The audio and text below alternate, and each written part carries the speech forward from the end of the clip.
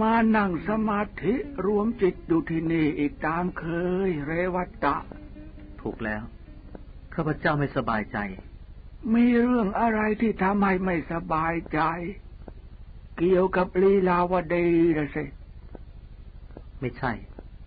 ตอนนี้ข้าพเจ้าไม่ได้เก็บเอาเรื่องลีลาวดีมาคิดงั้นมีเรื่องอะไรล่ะพอจะบอกพ่อได้ไหมที่ข้าพเจ้าไม่สบายใจเป็นเรื่องของความหลังครั้งที่เป็นโจรอยู่ในป่าข้าพเจ้าได้ทำกรรมหยาบช้าทารุณไว้อย่างมหันต์ทุกครั้งที่หวนคิดถึงชีวิตตอนนี้ข้าพเจ้าเสียใจมากลูกเอ้ยเรื่องก็ผ่านไปนานแล้วอย่าคิดอะไรอีกเลยทำให้จิตใจหม่นหมองเปล่าๆเมื่อผ่านมาแล้วก็ขอให้ผ่านไปเถอะนะพระบรมศาสดาตรัสว่าบุคคลหว่านพืชเช่นใดไว้จะต้องได้รับผลเช่นนั้นแล้วทำไมล่ะเรวัตตะข้าพเจ้าสังหรณ์ใจว่าสักวันหนึ่งกรรมที่ได้หว่านไว้คงจะผลิตผลให้เห็นเป็นแน่อย่าคิดมากเลย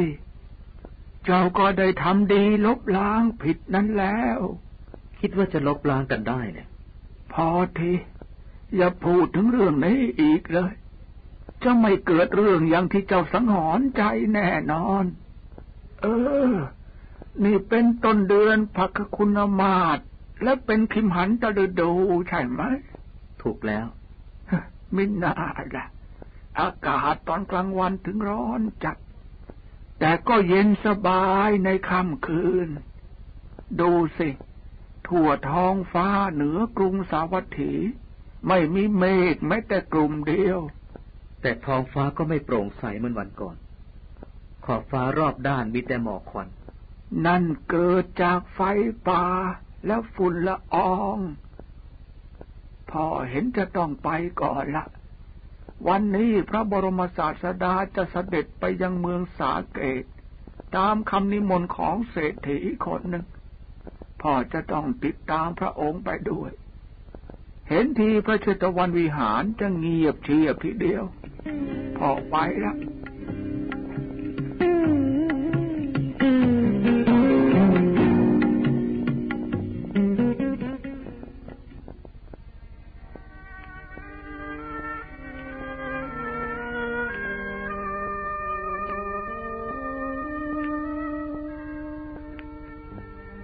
พระเชตวันวิหารซึ่งเงียบอยู่แล้วได้เงียบลงไปอีกเท่าตัวเมื่อพระภิกษุสงฆ์จำนวนมากได้ติดตามพระบรมศาสดาไปยังเมืองสาเกตแต่ก็เป็นที่สบายดีเพราะชอบความเงียบตั้งแต่ไหนแต่ไรมาแล้วรู้สึกว่าอากาศวันนี้จะร้อนเอามากทีเดียวจนต้องมานั่งเล่นบนแท่นหินที่ใต้ร่มไทรย้อยเพื่อบรรเทาความร้อนลงได้บ้างนั่นคนพวกไหนกันสัก20 คนเห็นจะได้มีอาวุธครบมือเดินเข้ามาในอารามคงจะเห็นเดินตรงเข้ามาหาแล้วจากเครื่องแต่งตัวก็พอจะรู้แล้วทหารของพระราชานั่นเองพระคุณเจ้าข้าพเจ้ามาที่นี่ได้กิจราชการของพระราชามีอะไรเหรอข้าพเจ้าต้องการพบภิกษุรูปหนึ่งพระภิกษุรูปนั้นเป็นใครภิกษุนั้นชื่อเรวัตตะท่านรู้จักไหมรู้จักกรุณาบอกข้าพเจ้าหน่อยเถิดข้าพเจ้าจะไปหาภิกษุเรวัตตะได้ที่ไหนไม่จำเป็นต้องไปหาที่ไหนในเมื่อเรวัตตะนั่งอยู่นี่แล้วท่านถูกแล้วอาตมาคือเรวัตตะภิกษุ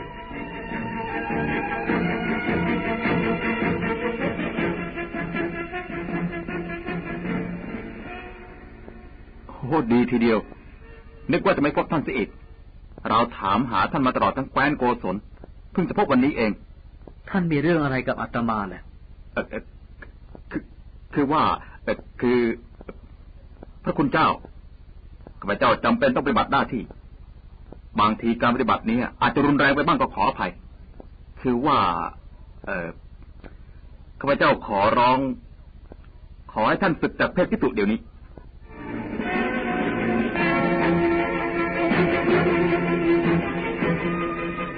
พ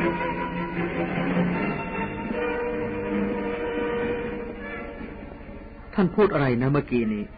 ข้าพเจ้าขอร้องท่านจงศึกเถิด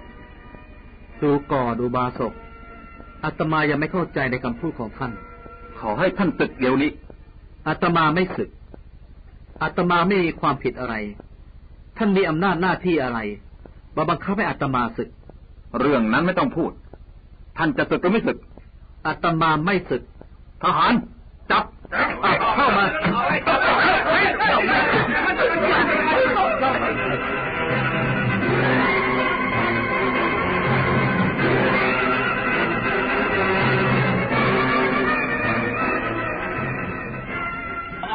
หมดไม่ศึกเป็นไงในที่สุดท่านก็ต้องแพ้สบงจีวรถูกเปลื้องออกจนหมดน้ำซ้ำยังถูกมัดมือไพร่หลังอย่างแน่นหนาอีกด้วยพวกท่านไม่ถึง10 กว่าคนอาตมาคนเดียวไหนเลยจะสู้ได้เรียกว่าน้ำน้อยย่อมแพ้ไฟ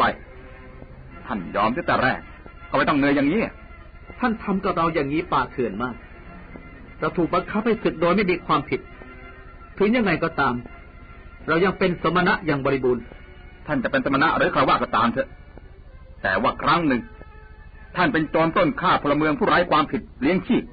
ท่านเรื่องของท่านเป็นที่เปิดเผยแล้วท่านได้ทำความผิดต่อกฎหมายบ้านเมืองไว้มากบัดนี้ถึงเวลาที่ท่านจะต้องใช้กรรมนั้นบ้างแล้วหัวใจอ่อนระทวยลงไปทันใดครั้งหนึ่งข้าพเจ้าเป็นโจรจริงสิโจรผู้ทำลายความสงบสุขของชาวบ้านเป็นผู้ผิดกฎหมายแผ่นดินบัดนี้กรรมได้ตามมาสนองแล้วไม่มีหน้าที่จะต่อล้อต่อเถียงกับพวกราชบุรุษซึ่งทำหน้าที่ของเขาถูกแล้วข้าพเจ้าได้รับพระราชดำรัสจากพระราชาให้ปราบพวกโจรให้ได้ถ้าปราบไม่ได้ทหารทั้งกองที่ข้าพเจ้าคุมอยู่จะถูกลงโทษอย่างหนักข้าพเจ้าจึงยกพลเข้าบุกรังพวกโจรในป่าใหญ่ทางตอนเหนือของแคว้นโกศลแต่ก็ต้องประสบกับความล้มเหลวพวกโจรได้สลายตัวกันไปหมดแล้วท่านคุมทหารไปตอนนั้นทุกคนเลิกเป็นโจรกันหมดแล้วเพราะเหตุนี้จึงต้องพบกับความผิดหวังแต่นั่นไม่ได้ทำให้ละความพยายามต่อมาก็ได้ทราบว่าพวกโจรเนี่ยได้หนีไปบวชเป็นพระในพระพุทธศาสนาหมดแล้วจึงได้ติดตามจับในเมื่อทุกคนก็เลิกเป็นโจรบวชเป็นพระในพุทธศาสนาแล้วทำไมจึงต้องตามจับกันอีกที่ต้องตามจับก็เพราะเกรงกลัวต่อพระอาญาของพระราชาซึ่งสำทับเอาไว้แล้วว่าจะต้องจับโจรพวกนี้ให้ได้ท่านคงจับอาตมาได้คนเดียวไม่ใช่แต่ท่านหรอกคนอื่นที่เป็นโจรจับไว้แล้ว10 กว่าคนอาตมาจะต้องถูกลงโทษสถานใดประหารชีวิต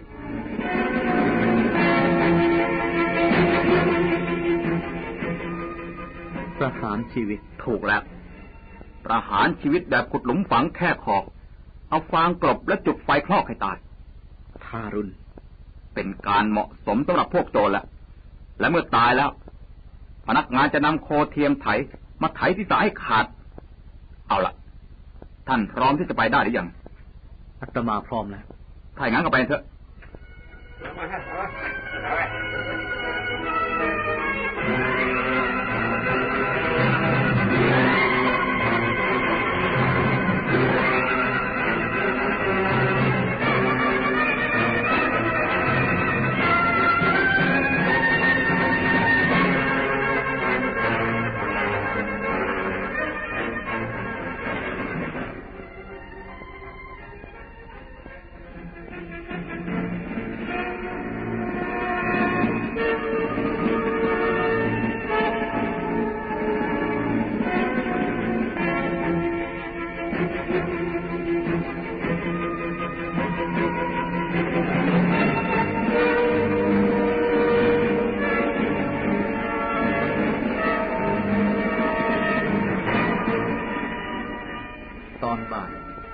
พวกโจรทั้งหมด10 กว่าคนที่ถูกจับได้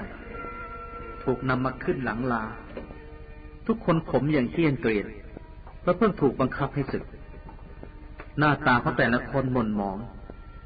หลังจากนั้นก็พาเข้าขบวนแห่ประจานไปตามถนนสายต่างๆในพระนครสาวัตถีเจ้าข้าเอ้ยนี่คือพวกโจรชั่วช้าทารุณมันทำบาปไว้มาก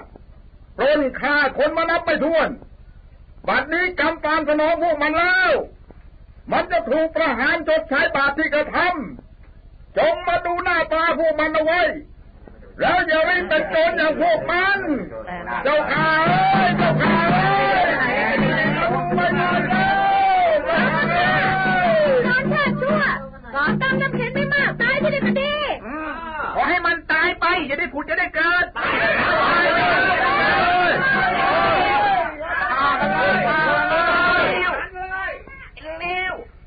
ข้าพเจ้าและเพื่อนโจรทุกคนต่างพากันก้มหน้านิ่งด้วยความอายเหมือนกับว่าตายไปแล้วครึ่งตัวลาก่อนลีลาวดีเอ้ยอาตมาไม่มีโอกาสจะเห็นหน้าเธอและสนองความปรารถนาดีของเธออีกแล้วลาก่อนดูเหมือนขบวนแห่จะผ่านคฤหาสน์ท่านสุมังคละฝูงชนยืนแออัดดูอยู่ตามข้างถนนเป็นครั้งแรกที่เงยหน้าขึ้นดูฝูงชนจุดประสงค์เพื่อค้นหาลีลาวดี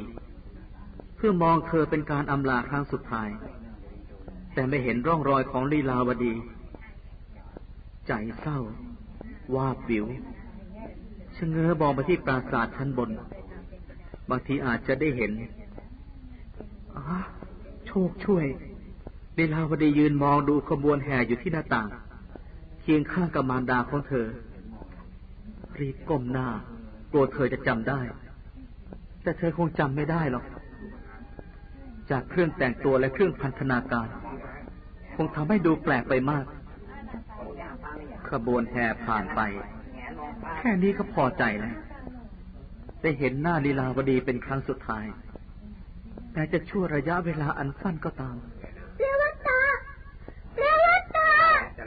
ลีลาวดี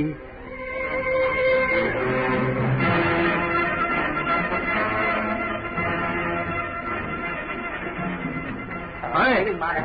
นั่นผู้หญิงที่ไหนอ่ะด้วยกันไหมกันวิ่งมากอดขานักโทษอ่ะลีลาวดีเธอรู้ได้ยังไงดิฉันไม่รู้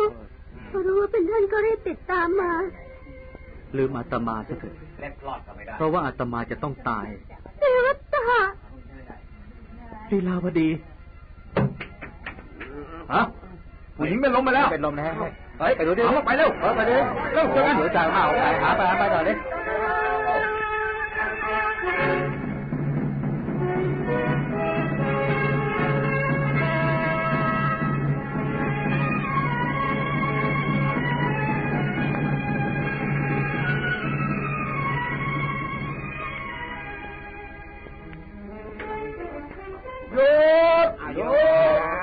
ถึงมาลานหลวงแล้วเอานักโทษลงจากหลังลาเช่กันหน่อยเอาลงมานั่นนะกี่คนลงมาหมดจะประหารเดี๋ยวนี้เลยใช่ไหมท่านนายทหารดีเหมือนกันจะได้ตายซะเร็วๆยังไม่ประหารหรอกที่นี่เตรียมอาหารอย่างดีไว้ให้กินกันให้อิ่มหนำสำราญก่อนแล้วถึงจะประหารจะมีประโยชน์อะไรในเมื่อจะตายกันอีกในไม่ช้านี้แล้วและอีกอย่างหนึ่งอาตมายังถือว่าเป็นภิกษุจะไม่ยอมละเมิดพระวินัยฉันอาหารในการเวลาวิกาลแม้จะตายอยู่แล้วก็ตามใจทหารพิธีกรรมเสร็จสิ้นหรือยังเสร็จสิ้นเรียบร้อยแล้วเอาตัวลงหลุมมานี่เอาอะไรครับ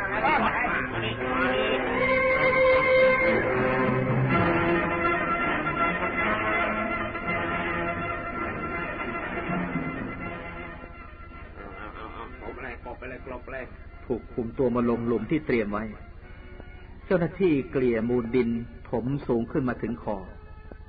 และใช้ไม้ตำดินให้แน่นจนกระดุกกระดิกไม่ได้เอาตำดินแน่นหรือยังแน่นแล้วเอาฟางมาเกลี่ยกลบเร็วฟางมาเกลี่ยกลบเสร็จกันแล้วอีกไม่กี่อึดใจแล้วสินะพระเพลิงผู้ไม่เคยปราณีใครจะลุกลามมาไหม้ครอบรอคอยวาระสุดท้ายด้วยใจอันวุ่นวายเสียงของลีลาวดียังก้องหลอนอยู่ในปราสาทเวลาผ่านไปพระเพลิงก็ยังไม่ครอบขอให้เจ้าหน้าที่จุดไฟเผาเร็วๆทีเถอะจะได้รีบไปซะจากโลกอันเต็มไปด้วยความทุกข์ระทมนี้จุดไฟนายทหารสั่งแล้วเสียงย่ำฟางใกล้เข้ามา